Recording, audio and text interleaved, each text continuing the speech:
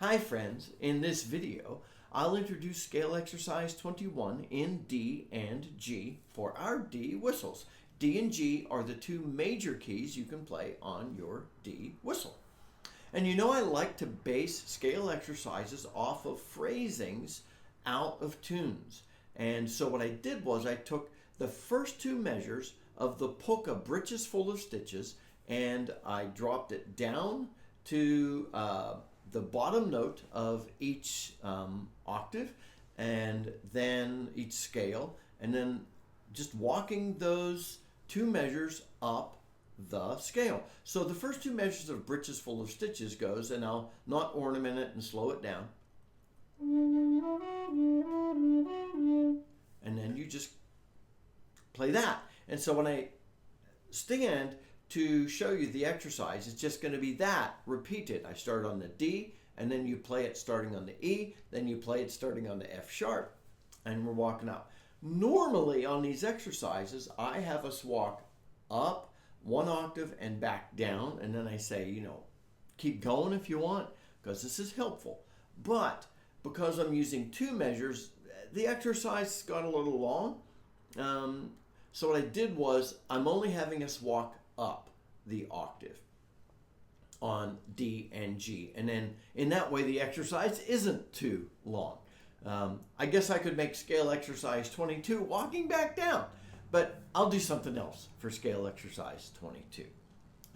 So as usual, I'll put a link in the notes to this video so that you can download the music and tabs for this exercise if you'd like. And I don't often say, but if you have friends that you think would benefit from these exercises, please share them with people. Anyway, here is the exercise in D.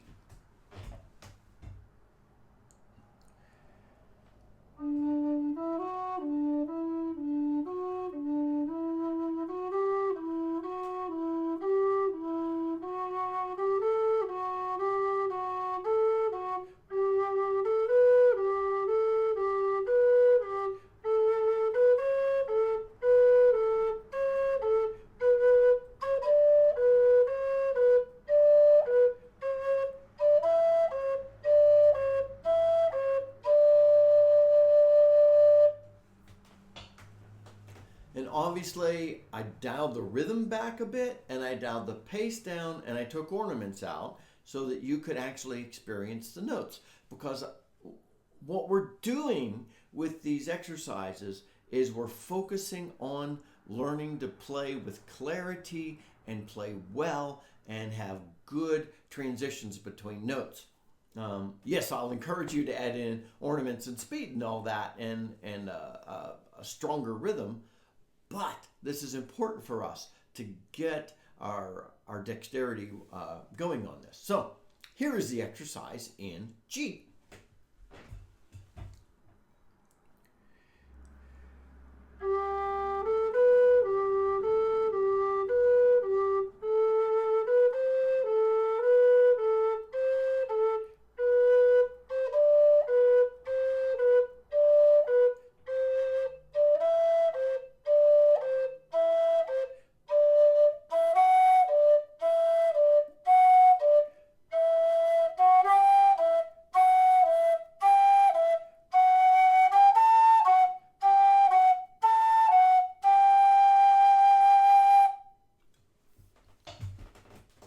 Alrighty, that's the exercise in G. And yes, I'm asking us to go to the second octave A.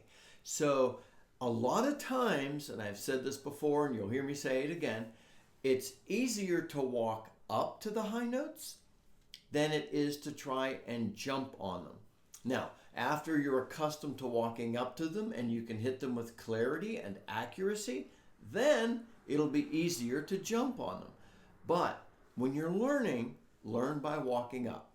So the value of these exercises is really to get us, as I said a moment ago, to work on learning specific patterns you will experience. Not just one pattern on one set of notes, but a specific pattern across an entire octave. In this instance, from the low D to the second octave D, and the lower G to the second octave G, and then you can go higher if you want.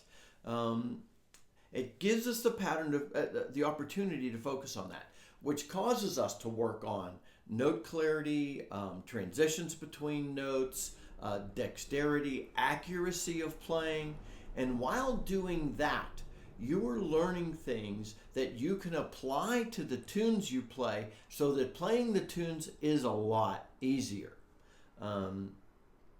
So it's just great for that. Now, different ways to use this exercise. Use this exercise to focus on some of the polka rhythms. So start getting a little faster and bouncier and punching some of the notes like you would when you're playing a polka. You can work on some of your ornaments that you might feel would enhance that polka feel and flow. Work on your speed as well, because you're not going to play, I was about to say you're not going to play a polka slowly, but I want you to play a polka slowly if that's the only way you can play it well. So play it as slowly as you need to play it well, and then pick up the pace. And so going through this exercise will help you learn to pick up your pace. And some of these sequences, you may actually have to stop and run again and again. And so, like I've said, play it at the speed you can, then throw ornaments in, then pick up the pace, remove the ornaments, see if you can play it faster, accurately, throw the ornaments back in, take the ornaments out, pick up the pace. See, you're developing multiple sets of skills here, because playing it at speed without ornaments is a little different than playing at speed with ornaments, and playing it slowly is different than playing it fast. So, take those steps. I'm playing it, I can play it well, I'm ornamenting it. I'm expressing it. I now go back to playing the tune by itself, learning to play it faster. I add the expression and the ornamentation back in. So anyway, that's all really helpful. My friends, I hope you enjoy and reap great benefit from exercise 21 in D and G, based off of the polka Britches Full of Stitches. Until next time, this is Scott Shade. Happy whistling.